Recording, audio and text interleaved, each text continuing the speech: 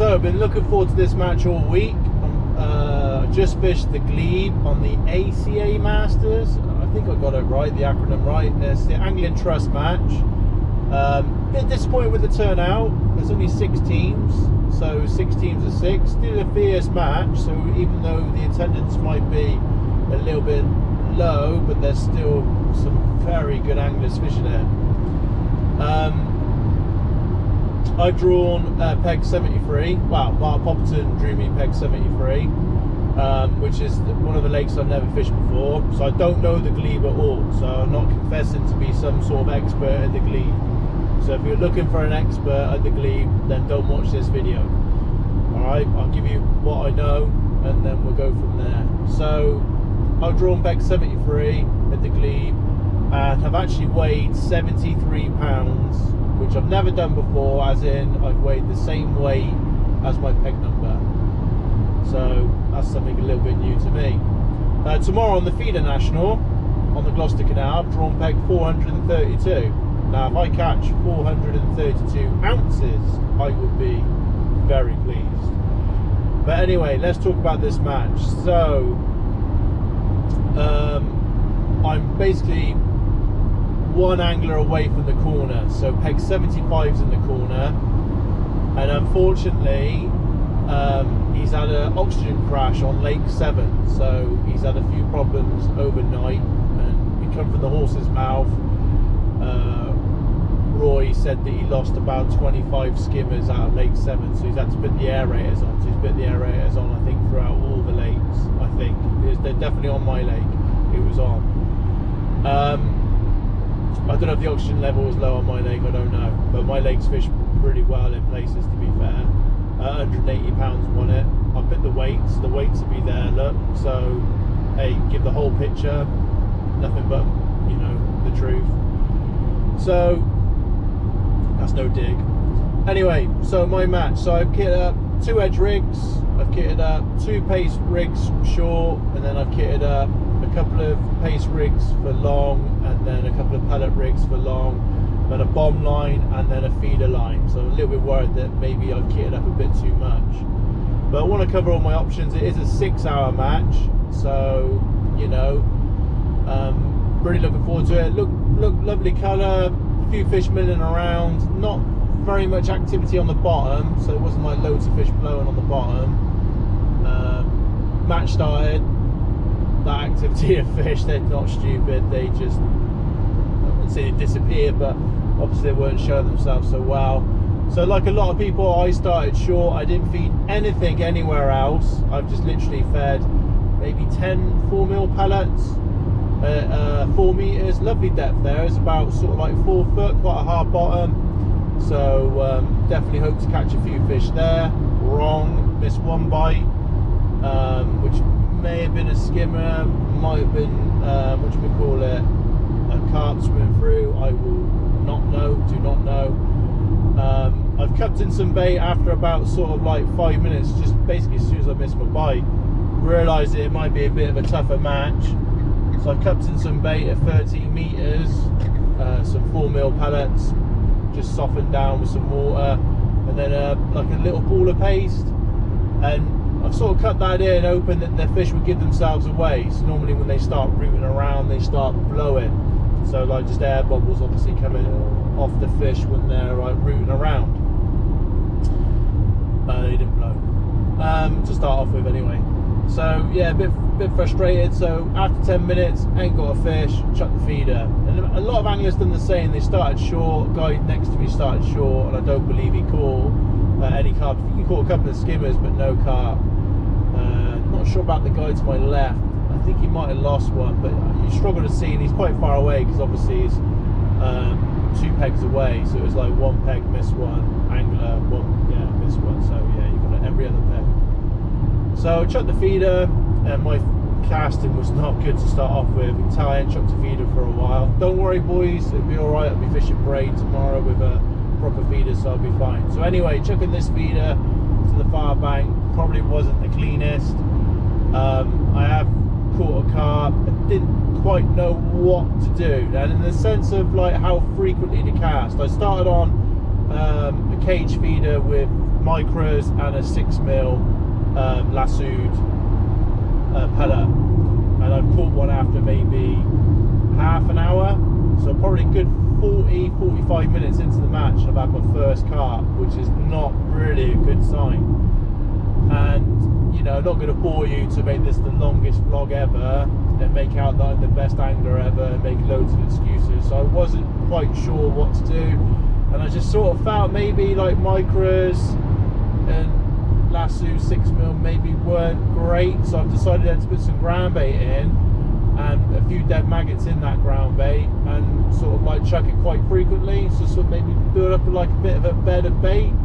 So chucking it, and I caught a perch and a couple of skimmers, just thought, and no one was really catching anyway, so I thought I'd just leave it. And then I've gone on the pace line where I've been picking some pellets at 13 metres, and it's about 7 foot, so Mark was right, spot on with the depth, so quite deep. And the fish were blowing a little bit, and I've got a little bit sucked into that, and I was hoping, sometimes with pace fishing, when you fish long, you've got to persevere with it, try and figure out how they want it. Do they want it dumped, as in big pot, fish it out, catch 2-3 fish on one big pot? Do they want it pinged? When do you ping it? Do you hook a fish, put it to the side, and then ping a couple of pouches in, or do you starve them on the hook, just feeding a few like 4mm pellets or even micros? Probably would be a good idea with the size of fish in that depth of water.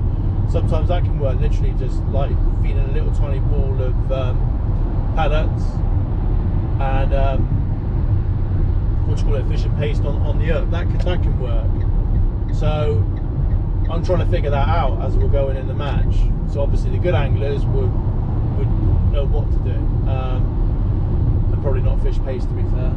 And so yeah, I've had a couple of skimmers on it, I've had a carp on it, I've lost a carp, foul looks, didn't break me, just unfortunately come off. Bit of the nature of the beast, that sort of depth of water and where you're sort of feeding. And I just, for me, I actually got quite frustrated because I just felt, because it's a team match as well, I don't like letting people down, and I feel like I wasn't doing well, and I didn't really have a clue what I was doing, if I'm honest. I don't know why I say it, if I'm honest, because I am honest. But anyway, yeah, just a bit frustrating. So I'm like chopping and changing. I've got the hard pellet rig, started pinging a few pellets.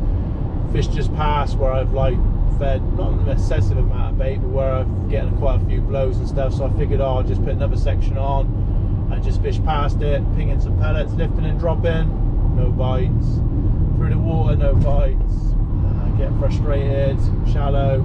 I had a feeling I was wasting my time. If you weren't getting no bites on the deck or half depth, then you're undoubtedly not going to catch shallow. And there's no cruisers neither, not that I could see. There was the odd fish milling around, but there was no cruisers at all. And I had nice brown water as well, and there was no ripple on it. So if there was a few around, you know, you'd like to think that I would see them. Didn't happen.